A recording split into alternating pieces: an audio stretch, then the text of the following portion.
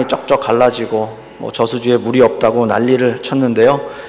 또 비가 이렇게 너무 많이 오니까 또 많이 오는 대로 참 힘들어지는 것 같습니다. 여러분, 비 피해는 없으신 거죠?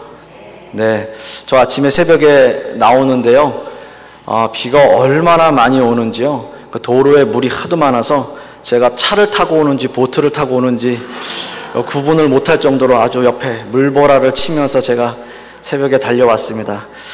참 어찌됐든 이렇게 물이 또 하나님께서 비를 많이 내려주시는데 피해가 없기를 바라겠습니다. 저는 오늘 여러분들과 함께 두 증인의 서로 다른 고백이라는 말씀의 제목으로 함께 은혜의 말씀을 나누고자 합니다. 제가 특별히 두 군의 말씀을 찾은 이유는요, 요한복음에 나와 있는 이 두 사건이 시작은 많은 유사성을 가지지만 그 마지막의 결론은 완전히 다른 그런 결말을 보여주고 있어서 이 두 가지의 사건을 비교하면서 당시의 기적을 체험한 두 병자의 고백 가운데 과연 어떠한 고백이 나의 고백이 될 수 있는가 한번 여러분 생각해 보기를 원하는 그런 의미에서 이 말씀을 준비했습니다. 먼저 두 사건의 유사성은 이렇습니다. 두 사람 모두 몸이 불편한 사람들이었습니다. 한 사람은 38년이나 병으로 누워 있었던 사람이고요. 다른 한 사람은 나면서부터 소경이 되어서 앞을 보지 못하는 장애를 안고 태어난 사람이었습니다. 그러나 이 사람들에게 기적같이 한 분이 나타나셨는데 그분은 바로 예수 그리스도이십니다. 그리고 그 두 사람에게 기적을 베풀어 주셨고 그 두 사람은 일생에서 놀라운 기적을 체험한 그러한 당사자가 되었습니다. 그러나 여러분, 참 아이러니하게도 이러한 기적을 체험한 두 사람에게 문제가 된 것은 그들의 병이 나았다는 기쁨보다는 어처구니 없게도 안식일에 왜 이러한 일을 했느냐라고 하는 것에 초점이 맞춰지고 있는 그러한 모습을 우리는 성경을 통해서 볼 수 있습니다. 과연 기적을 체험한 두 사람에게 무엇이 잘못된 것일까요? 오늘 이 두 사건 가운데 먼저 기적을 체험한 베데스다 연못의 38년 된 병자부터 구체적으로 그의 삶에 어떤 일이 발생하였고 그 일로 인해서 이 사람은 과연 어떤 믿음의 고백을 하였는가 우리가 한번 살펴보기를 원합니다. 저는 지난 시간에 38년 된 병자의 이야기를 한번 나누었던 적이 있습니다. 예수님은 유대인의 명절이 있어서 예루살렘으로 올라가고 계셨습니다. 그리고 베데스다 못을 지나고 계시는 중에 38년이나 누워있는 병자를 만나게 된 것입니다.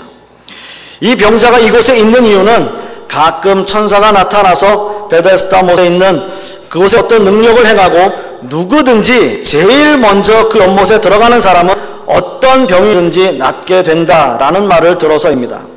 그래서 그곳에 누워 있었던 것인데요, 예수님은 그 사람의 병이 이미 오래된 것을 알고 계셨습니다. 그리고 예수님은 그 사람에게 내가 낫고자 하느냐라고 물어보십니다. 지금 이 병자에게 가장 필요한 것은 물론 병이 낫는 일일 것입니다. 예수님은 이 병자의 근본적인 문제를 해결해 주길 원하셨습니다. 38년이라는 긴 시간을 자리에 누워 있었던 병자는 그저 예수님이 자신을 물가에 데려다 주는 정도로 그렇게 말씀을 하실 거라라고 생각을 하고 있었지만 예수님은 그 병자에게 기적을 베풀어 주시는데요, 그의 삶의 근본적인 문제를 해결해 주고 계십니다. 그리고 예수님께서 이렇게 말씀하십니다. 일어나 내 자리를 들고 걸어가라 라고 말씀하십니다. 여러분, 그 병자가 얼마나 놀랬겠습니까? 38년이라는 세월 결코 짧지 않습니다. 인생의 거의 대부분을 누워 지내지 않았을까라는 생각을 해봅니다. 자신이 살아온 그러한 시간보다 더 많은 시간을 자리에 누워 있어야 했던 이 사람에게 이것보다 더 놀라운 사건은 없을 것입니다. 참으로 감격적인 순간이 아닐 수 없습니다. 그러나 여러분, 요한복음 5장 9절을 보시면 뭔가 석연치 않은 기운이 감도는 것을 우리는 볼 수 있는데요, 우리가 다 같이 요한복음 5장 9절의 말씀을 우리가 함께 읽겠습니다. 시작. 그 사람이 곧 나아서 자리를 들고 걸어가니라. 이날은 안식일이니. 9절 마지막 절 말씀을 보면 이날은 안식일이니 라는 단어가 있습니다. 여러분, 이 단어가 좀 왠지 마음에 좀 걸리지 않습니까? 이날은 안식일이니. 우리가 영화를 보거나 드라마를 보면요, 뭔가 마지막에 좀 찜찜하게 끝나는 그러한 장면들 보면 다음 계속해서 to be continue라고 하는 자막이 뜨던지요.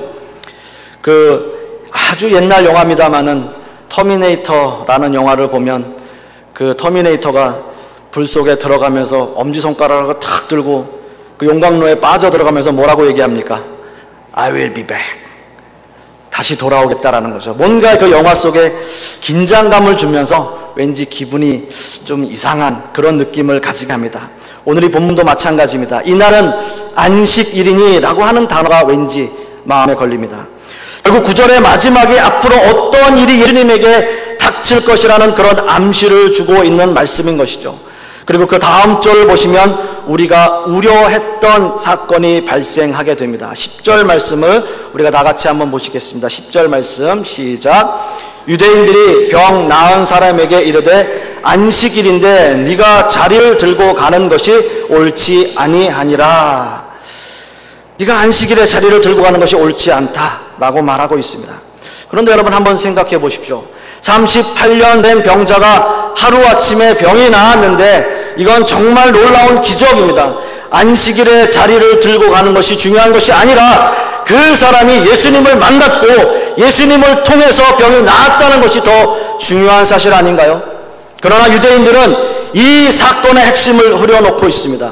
정말 중요한 것은 지금 이 사람이 예수님을 만났고 그 예수님을 통해서 자신의 병이 나았다는 것입니다.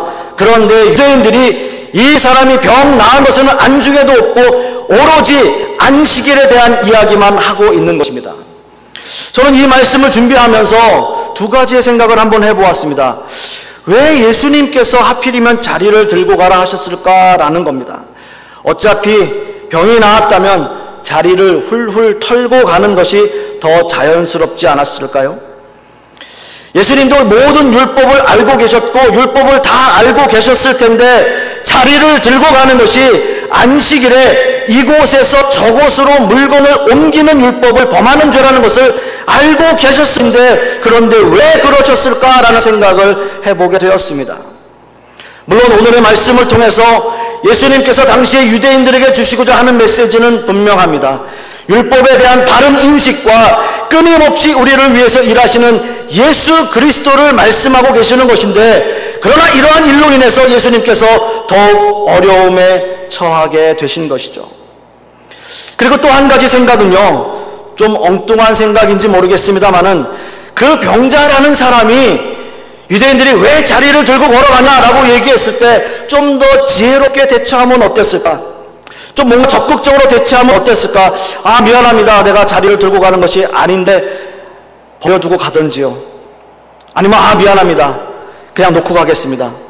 이렇게 얘기하면 될 텐데 오히려 자신을 고쳐준 사람이 들고 가라고 했다라고 말하고 있습니다. 쉽게 말씀드리면 예수님이 들고 가라 했다라고 그들에게 고자질하고 있습니다.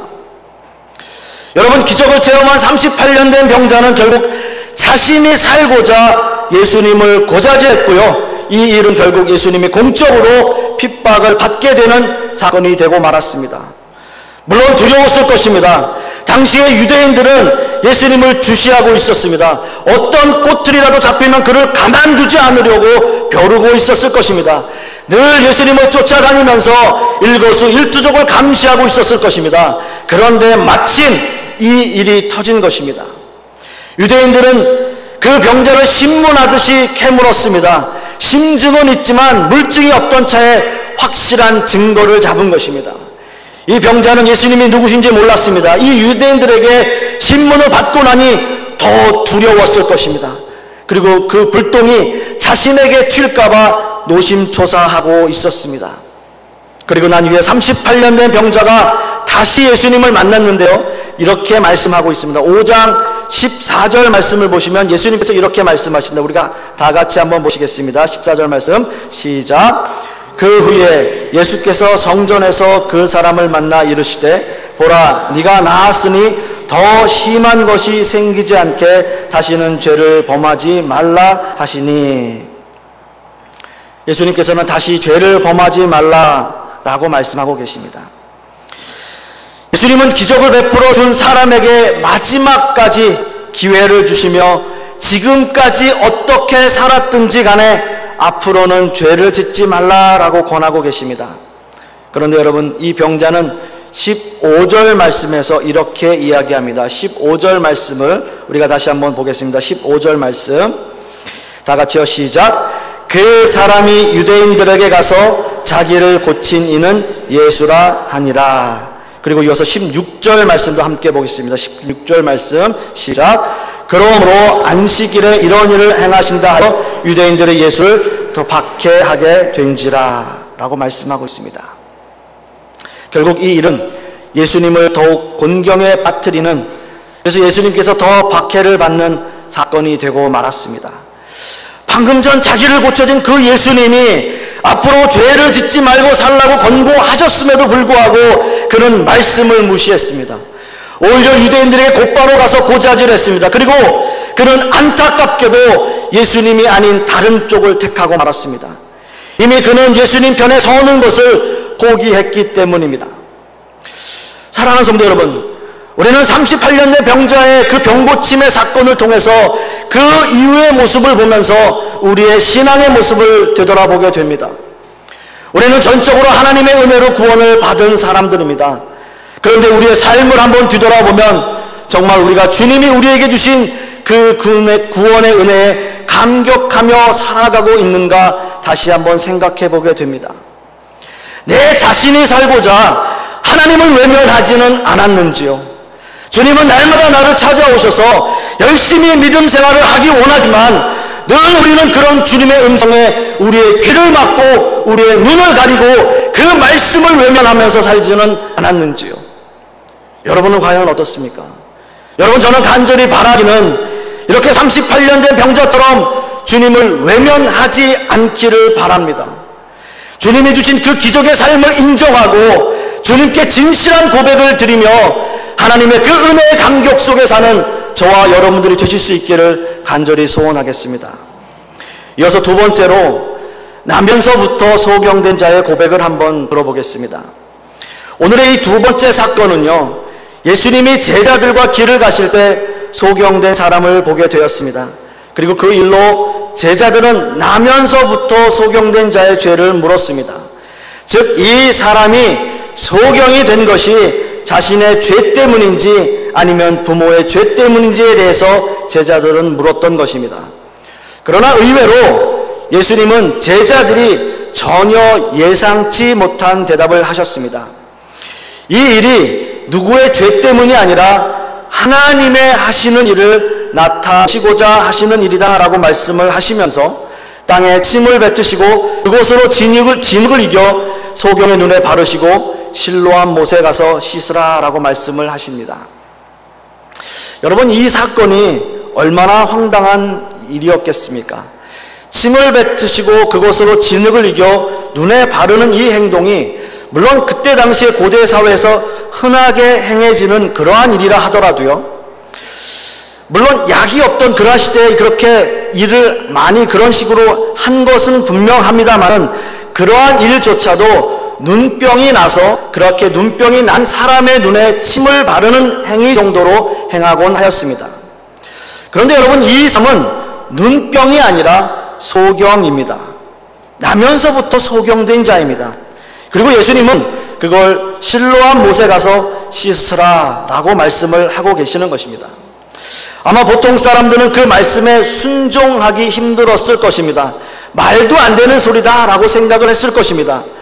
그러나 그 사람은 눈병을 앓고 있는 사람이 아니고 태어나면서부터 소경된 자임에도 불구하고 소경된 사람에게 눈에 진흙과 침을 바른다는 것은 상식적으로 이해가 가지 않지만 그 소경은 즉시 실로암으로 갔습니다. 본문 말씀에서 씻고라고 하는 단어의 원어적 의미에는 목욕하다라는 단어의 의미도 함께 포함되어져 있습니다.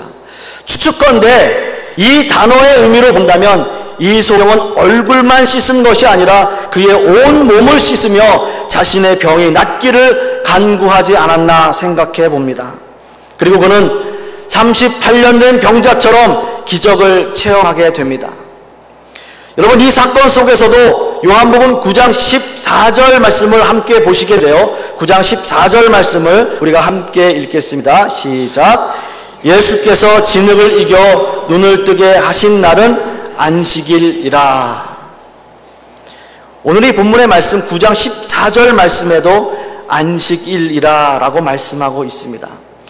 결국 이 사건의 주요 쟁점도 그 소경이 눈을 뜬 것이 아니라 그날이 안식일이었다라고 하는 것이 문제가 되었던 것입니다.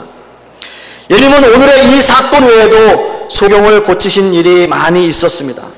마태복음 9장에도 다윗의 자손 예수여라고 소리치는 두 소경에게 너희의 믿음대로 되라 라고 말씀을 하시면서 그들을 말씀으로 고쳐주셨습니다.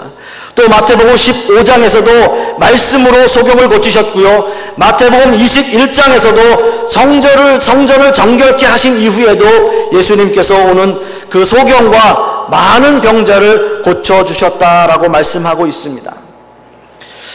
여러분, 제가 또 한 번의 궁금증을 가지게 된 것은요, 이렇게 말씀으로 고치실 수도 있는데 왜 굳이 문제가 될 것을 아시면서도 진흙을 이기는 행동을 통하여 이 소경을 고치셨느냐라고 하는 겁니다. 이 사건에서도 예수님은 율법을 어기는 일이라는 것을 아시고 계셨습니다. 그러나 예수님은 이 일을 행하시면서 유대인들이나 바리새인들의 눈치를 보지 않으셨습니다. 오히려 예수님은 이 사람을 고치시면서 그 소경된 자의 믿음과 순종까지 생각하고 이 일을 행하고 계셨던 것입니다. 그냥 아무렇게나 누구에게는 그냥 말씀으로 고치시고 또 누구에게는 진흙을 이겨 병을 고치시는 것이 아니라 모든 예수 그리스도께서 행하신 기적의 사건은 그 안에 주님이 원하시는 깊은 뜻이 내포되어져 있다라고 하는 말씀인 것입니다. 결국 유대인들은요, 소경되었던 사람도 바리새인들에게로 데리고 갑니다. 그를 고쳐준 예수라는 사람의 죄를 찾기 위해서입니다. 그리고 결국 안식일에 이러한 행동을 한 것에 대해서 바리새인들은 예수님을 죄인으로 취급해버립니다. 안식일에 의료 행위를 행하였다라고 하는 죄목입니다. 그리고 이 소경되었던 사람은 2번씩 불려가서 그 사람에게도 자신에게 기적을 베풀어 준 예수님을 죄인으로 고백하길 강요당하고 있습니다. 유대인들이나 바리새인들은 이 기적에 관심이 없었습니다. 나면서 소경된 자입니다. 한 번도 세상을 보지 못했던 사람이 세상을 보게 되었습니다. 여러분, 이것이 얼마나 놀라운 기적입니까? 아마도 너무나 기쁘고 가슴 벅찬 일이 아니었겠습니까? 자신을 태어나게 해주신 그 부모가 어떻게 생겼는지, 또 자신이 살고 있는 그 세상이 어떻게 생겼는지 자신의 눈으로 볼 수 있고 그 눈으로 모든 것을 느낄 수 있었던 신기하고 놀라운 사건이었던 것입니다. 그렇지만 그 당시에 바리새인들과 유대인들은 이 기쁨의 본질을 흐려놓고 있습니다. 그리고 자신을 고쳐준 그 사람을, 그 예수 그리스도를 죄인이라고 고백하게 만들고 있습니다. 그러나 여러분, 그 소경은요, 그 소경의 고백은 실로 놀라운 고백이었습니다. 요한복음 9장 25절의 말씀을 우리가 함께 보시겠습니다.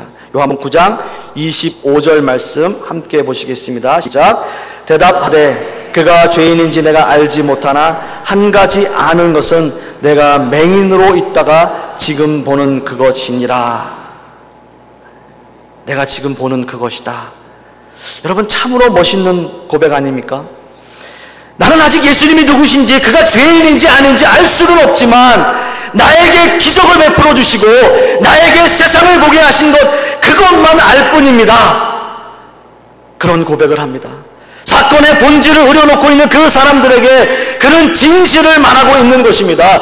지금 내가 나면서 소경되었던 사람인데 나는 지금 세상을 보고 있습니다. 그것 외에 뭐가 중요한 겁니까? 의료 행위이건 아니건, 그것이 안식일이건 나에겐 중요하지 않습니다. 지금 나에게 중요한 것은 내가 지금 내 눈으로 세상을 보고 있다는 그것입니다.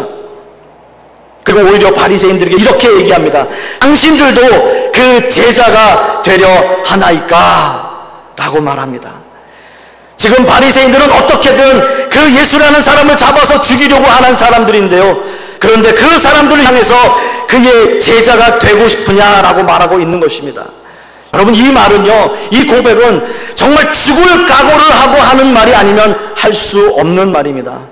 만일 당신들이 나를 어떻게 한다 할지라도, 나를 죽인다 할지라도 나는 이 진실을 감출 수 없습니다 라고 하는 고백이죠.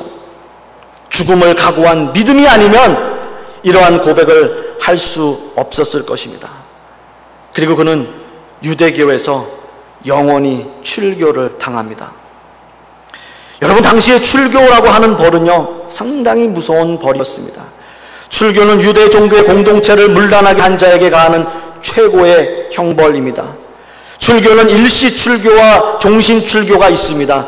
종신 출교 시에는 영원히 회당에서 쫓겨나며 모든 사람과 2m 이내 접근을 금지하고 있고요. 그리고 모든 사람과 매매 거래를 하지 못하며 그 당사자가 죽는다 할지라도 절대 애도할 수 없는 법이었습니다. 여러분, 이것이 얼마나 무서운 벌입니까? 일체 사회 활동을 하지 못하는 법이었습니다. 나면서 소경된 자는 이런 벌을 받는다고 하더라도 자신이 받은 그 은혜를 저버릴 수 없었습니다. 자신의 삶의 기적을 베풀어 주신 그 예수님을 배신할 수 없었기 때문입니다.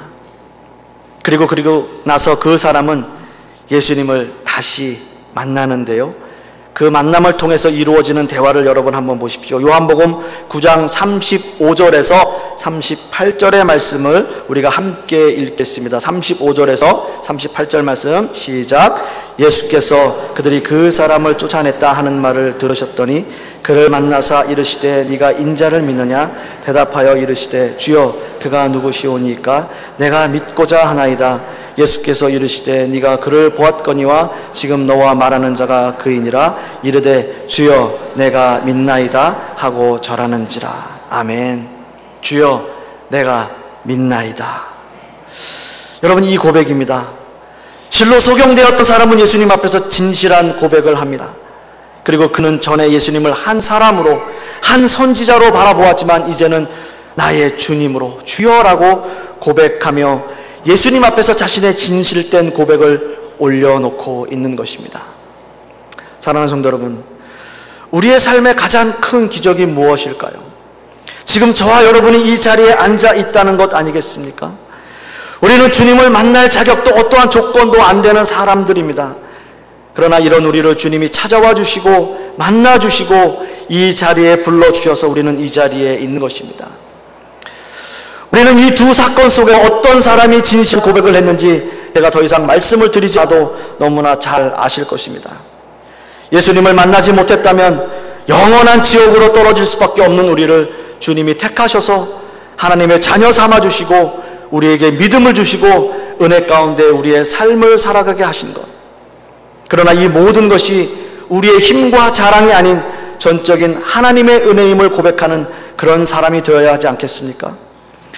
이제 말씀의 결론을 맺습니다. 우리는 기적을 체험한 두 사람의 말씀을 들었습니다. 두 사람 모두 기적을 체험했습니다.